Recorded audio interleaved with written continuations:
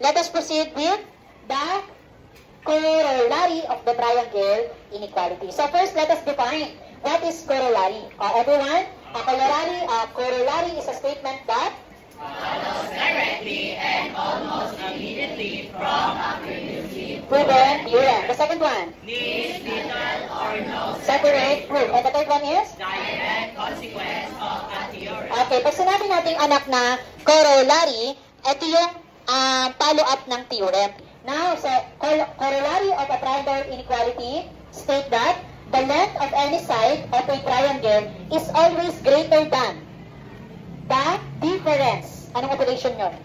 Minus of the other two sides. Kung kanina nag-add tayo, this time magsusubtract tayo. But, sabi dito, to find the corollary of the triangle inequality, so kukunin natin anak yung absolute value.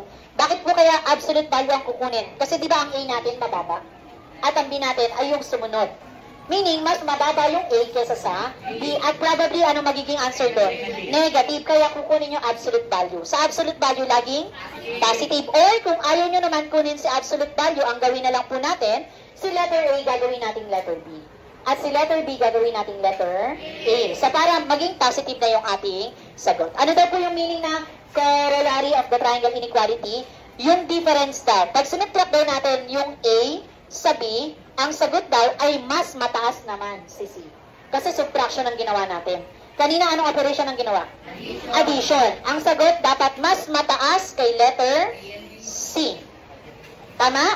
Yung sum, mas mataas kay letter C. This time, sa corollary, mas mataas naman si letter C.